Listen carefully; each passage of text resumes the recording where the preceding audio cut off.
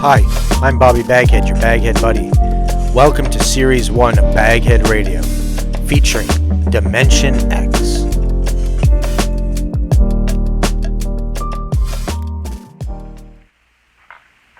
Adventures in time and space, told in future tense. Dimension X.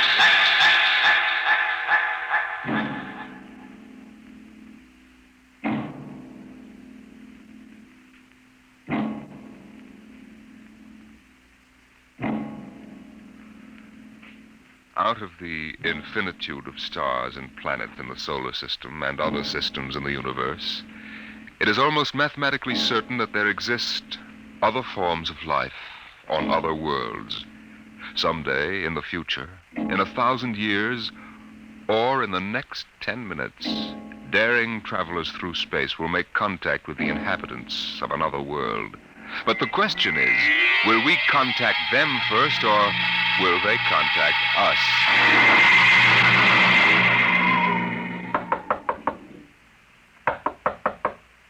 Come in. This is Broderick's private detective agency. Check. My name is Graffius of Springfield. I would like to see Mr. Broderick. Check.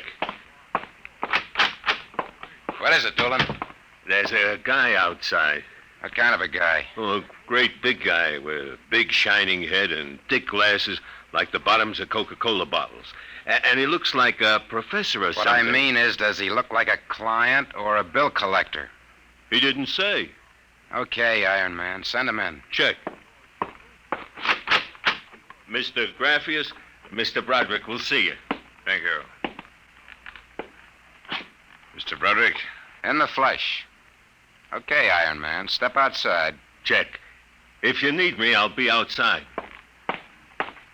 You'll have to excuse Mr. Dolan. He's a very useful man if you happen to want a house moved or somebody's head unscrewed from their shoulders. His reflexes aren't too good. He's what you might call underorganized. I suspected as much. All right, Mr. Graffius. Let's get down to business. Precisely. I would like your assistance in helping me locate something here in New York City. Just what are you trying to locate, Mr. Graffius? The Martian Embassy. Would you say that again very slowly? I came to New York to locate the Martian Embassy. Martian? Like in Buck Rogers? Precisely.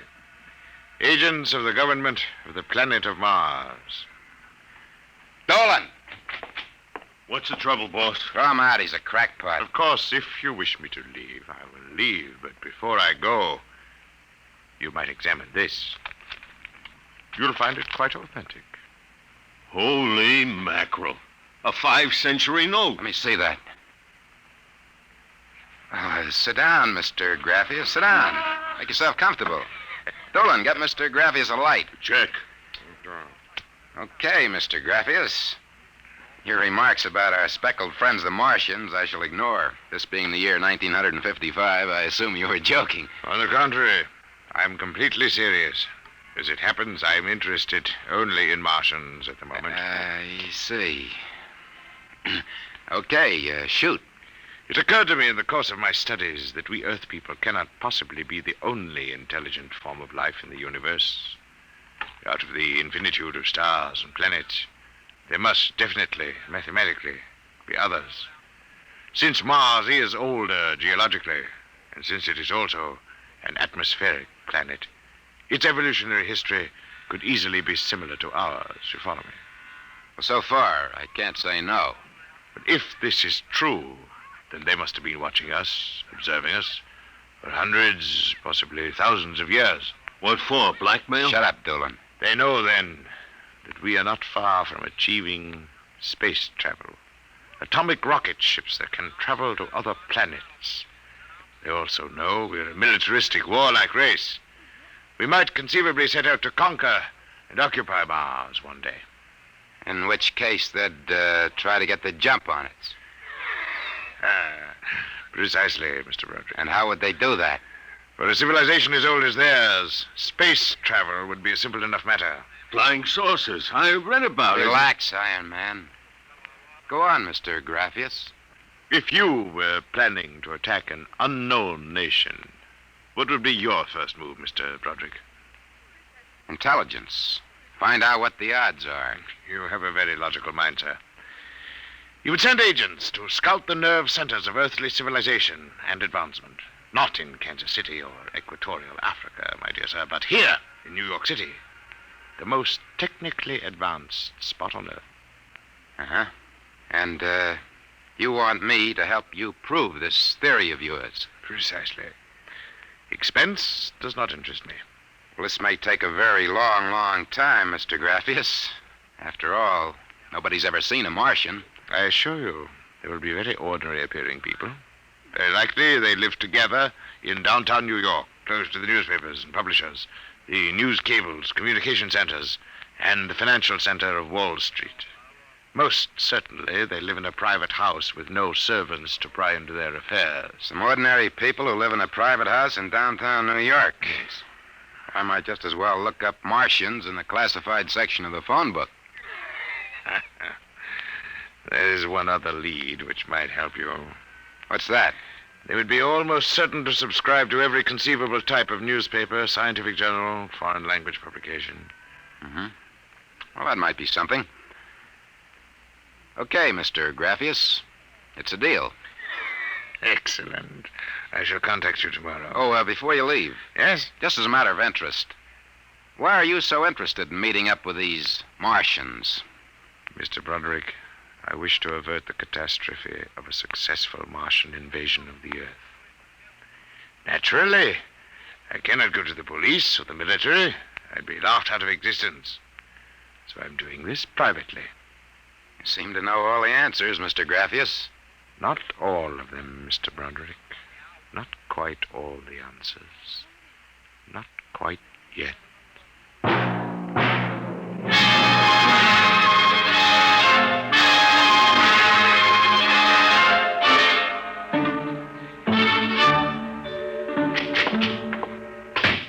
Hey, boss.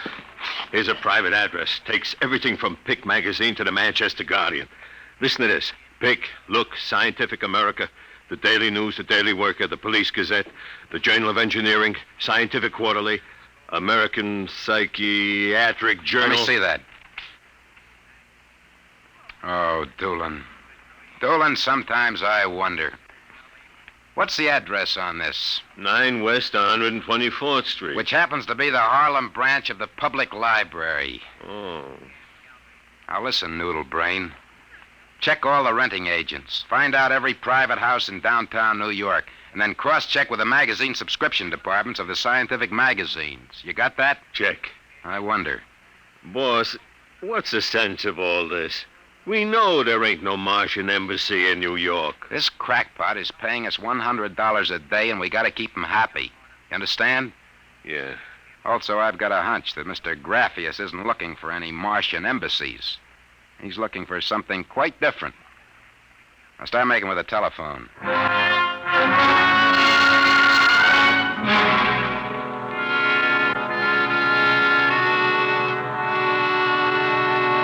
But I ain't that stupid. Who'd you talk to? I struck... Sorry to interrupt, but I just wanted to take a second to remind you to like and subscribe, comment below. Struck up what you might call a casual acquaintanceship with those two girls standing with the baby carriages up the street. The cute one is real cute. Now look, Doolin, don't try to do anything intelligent. Just keep walking up and down. See? Check. I'm going back to the office to meet Graffius. See you later, boss.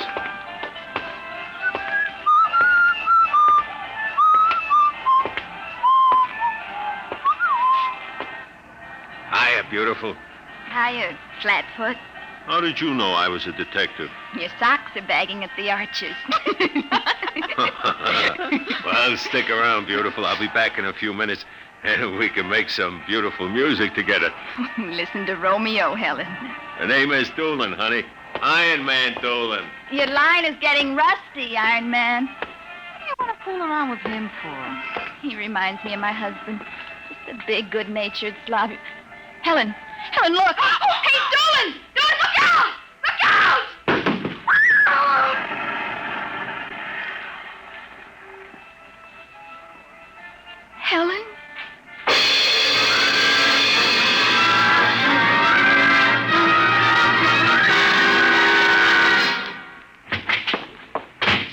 you waiting, Mr. Graffius. Not at all.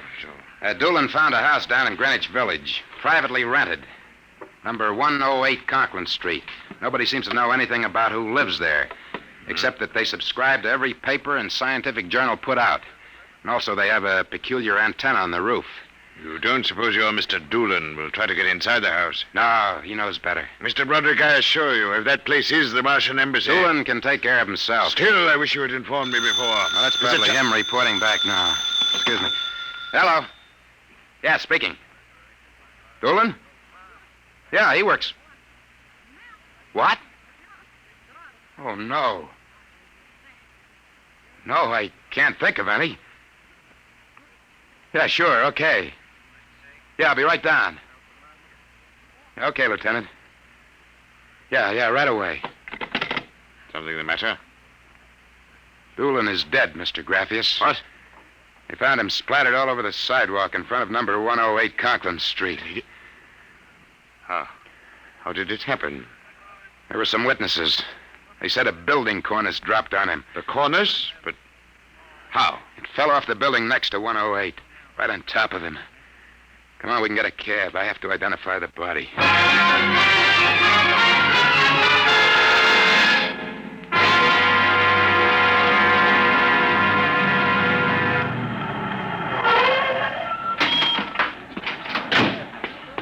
Lieutenant, I'm Broderick. Oh, well, there's your boy, Broderick. Not very pretty. Oh, Mother in heaven. That's a 1,000-pound hunk of concrete.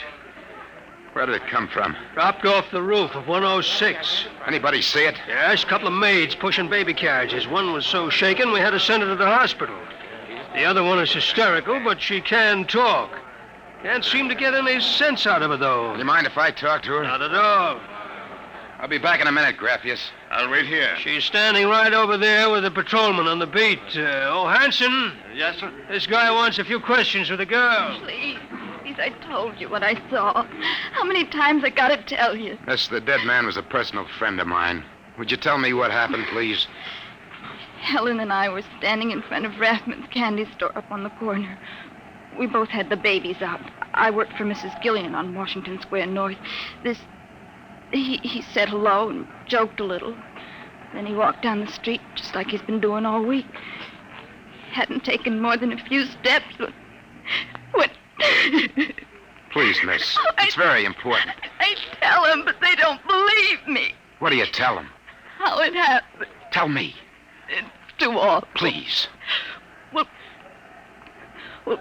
first he squashed, and then the stone fell on him. What do you mean, he squashed? They don't believe me, but Helen saw it, too. She saw what?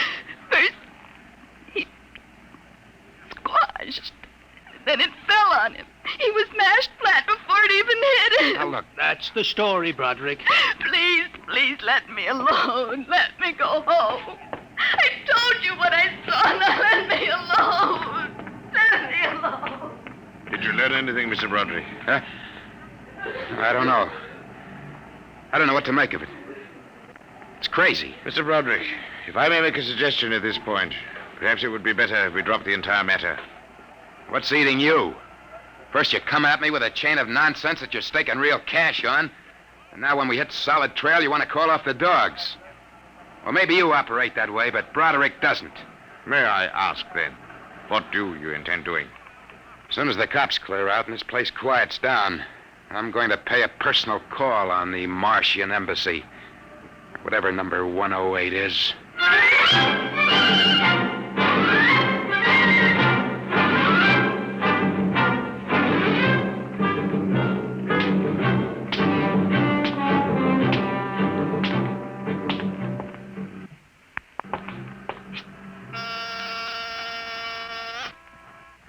Whatever you are, open that door. Got 2 heads or 10 fingers. I'll drill you like a platoon of rookies.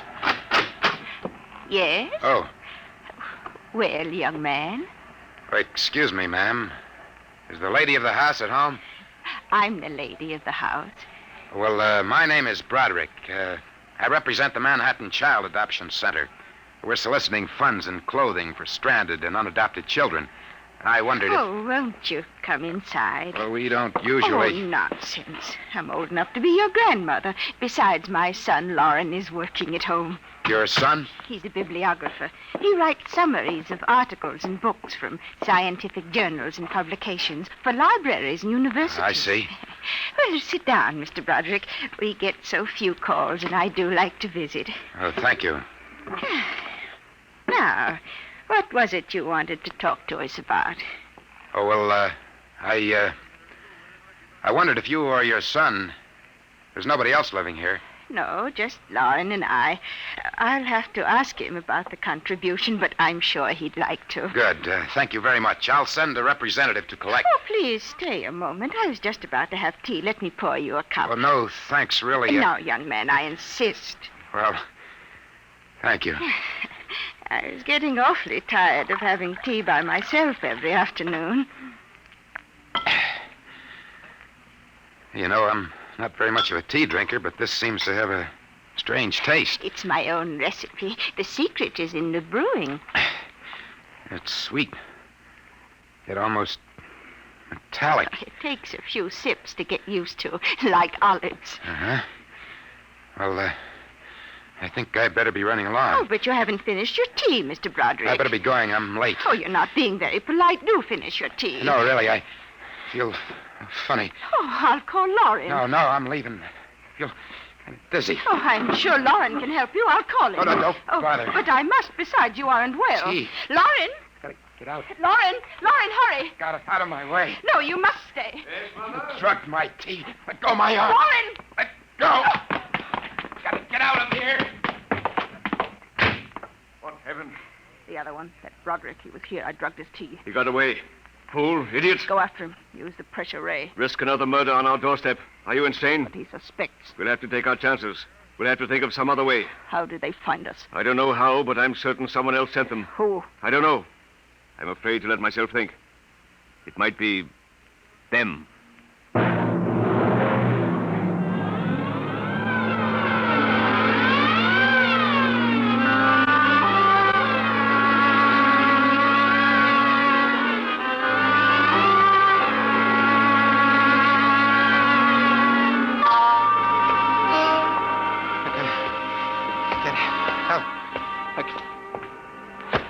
Watch where you're going, you drunken fool. Please, Get away from me. Stay away from me. Look out. Miss, please. Let go of me. Help. Please. Help, officer. You don't understand. What's the trouble here? This drunkard is insulting people. I saw him come out of that house there. 108? That's the one. He bumped into a gentleman, and then he pulled at my arm. All right, miss, I'll take care of it. Come along, mister. I'm going to give you a break and take you back to the wife and kids. No, you can't. I'm sick. Sick, is it? What's the matter? Drugged. They drugged me. Who drugged you? Number 108. Martians. Who? Martians. Number 108. It's a Martian embassy. Well, I've seen them with pink elephants, rabbits, and mice, but you're the first one who's got marsh. That's true, I tell you. Uh-huh. Come along. Now, listen. Don't take me back there. Don't Come kill on. me. Look, I gotta make you understand. Here, I'll help you up the steps. Please, my name is Broderick. I'm a private dick. We'll find out about this. Here, don't try any tricks. Officer, please listen. I'll give you anything. I'll give you $1,000. Please listen. For God's sake, listen. Listen. Yes, officer. Why, Broderick. You know this lush, Granny? Why, that's my son, Broderick. No. Martian. He's in pretty bad shape. You better get him to bed. Oh, dear. He was doing so well at the Alcoholic Society. He must have gotten off again. Looks like he's ready to pass out. Lauren! What is it, Mother? Oh. Your brother, Broderick, has been drinking again. Look out, he's passed out. I'll take care of him, officer. We've handled this sort of thing before. Can you manage okay? We'll be fine, thank you. You've been very kind, officer. Nothing at all, Granny. I know how it is with these alkies. Well, I'll be seeing you.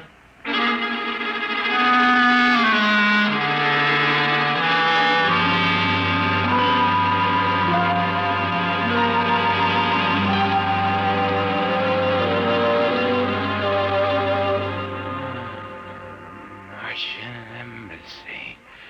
Martian. Oh. Now, Mr. Broderick is regaining consciousness, Mother. What happened? Oh, I can't get up. Do not struggle, Mr. Broderick. It'll be impossible for you to rise from that chair. The pressure from this ray... Prisoner? Yes. After the invasion, of course, you will all be our prisoners. Hey, look. What sort of a business is this? No business, Mr. Broderick. As your people will soon find out. Our preparations for invasion are nearly completed now. As soon as we give the signal, our armed forces will launch a surprise attack. And then the Earth will be ours. You're crazy. Not half as mad as you, Mr. Broderick, to come muddling so foolishly into our affairs. That was a fatal mistake. So, Doolan's death was no accident, then? Assuredly not. We found it necessary to use a pressure ray on your friend. The block of concrete was an afterthought. We thought it might help to avert suspicion. All right. What happens now? If you cooperate, you can look forward to a quick, painless death like your friend, Mr. Doolan. If not? This pressure ray has many delicate adjustments. It can move a pin, or it can crush a boulder. Let me demonstrate.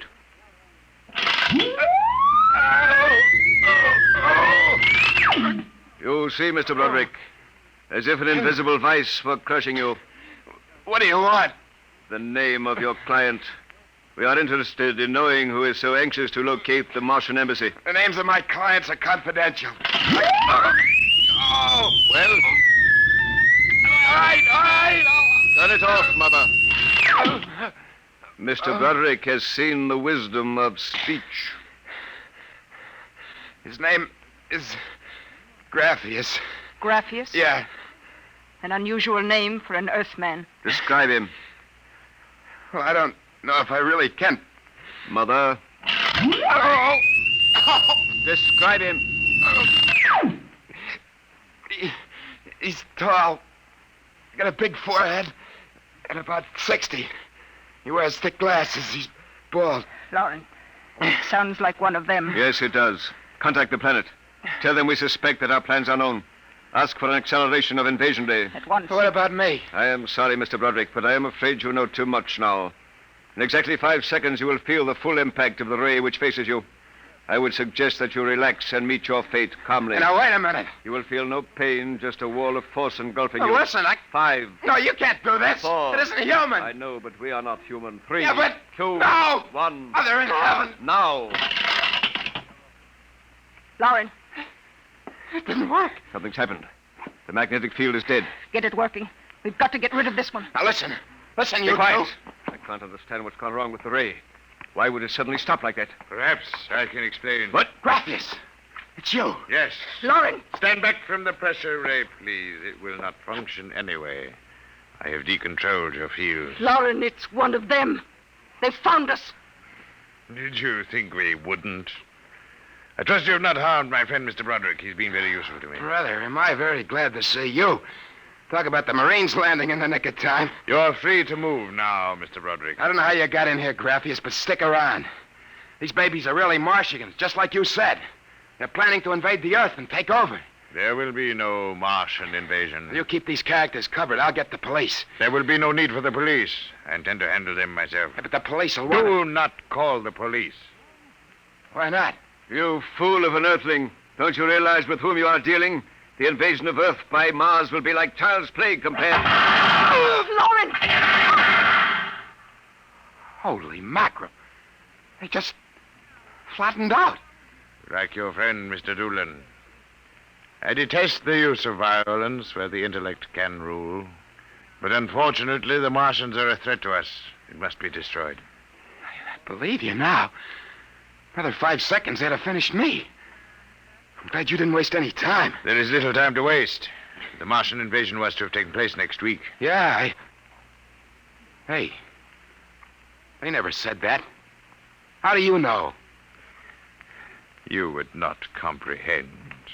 Wait a minute. There are some things here I do understand. A second ago, that pressure ray didn't work. Now you're using it like it was a toy. How did you get in here anyway? Who are you? Another one of those Martians? No, Mr. Broderick. I happen to be a Venusian. What? A representative of the planet Venus. Venus? That's impossible. Not at all.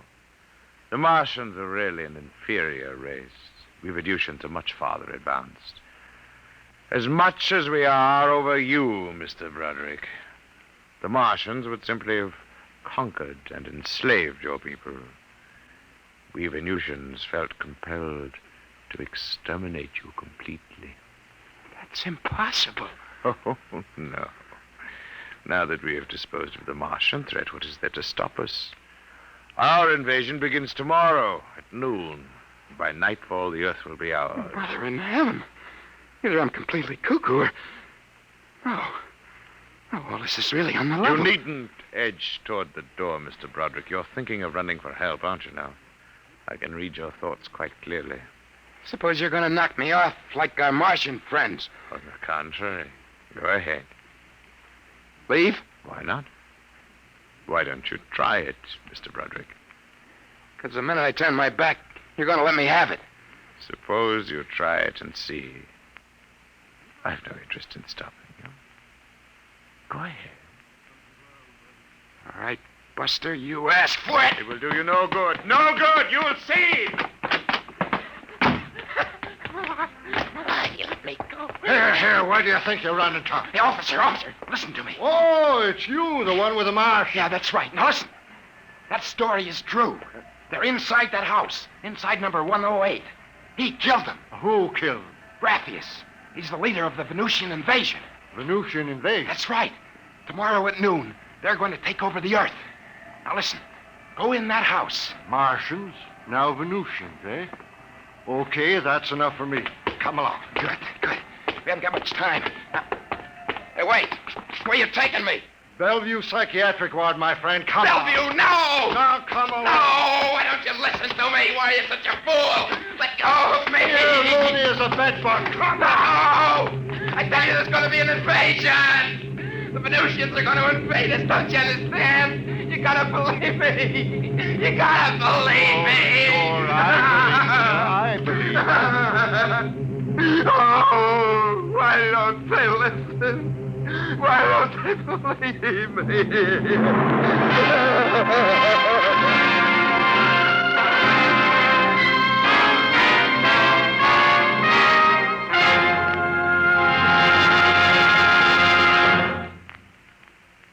You have just heard another adventure into the unknown world of the future, the world of Dimension X.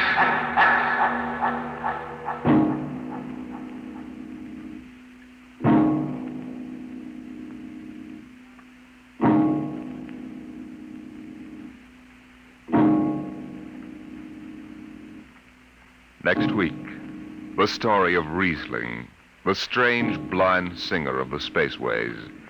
He traveled the space lines from Mars to Venus to the moons of Jupiter. No captain could refuse to carry Riesling and his battered guitar.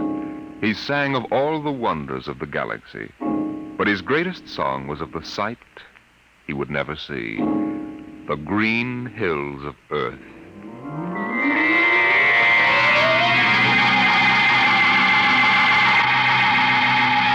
Tonight, Dimension X has presented The Embassy, a story by Donald A. Wollheim, as adapted for radio by George Lefferts.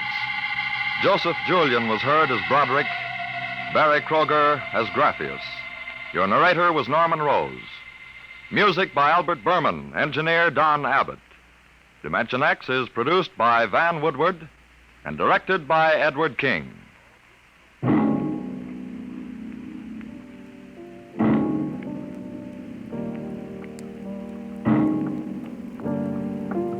Tomorrow, hear High Adventure. Now it's Truth or Consequences on NBC.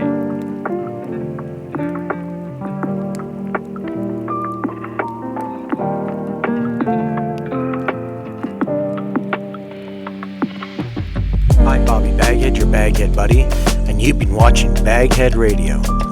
Click like and subscribe, comment below, and stay tuned for more.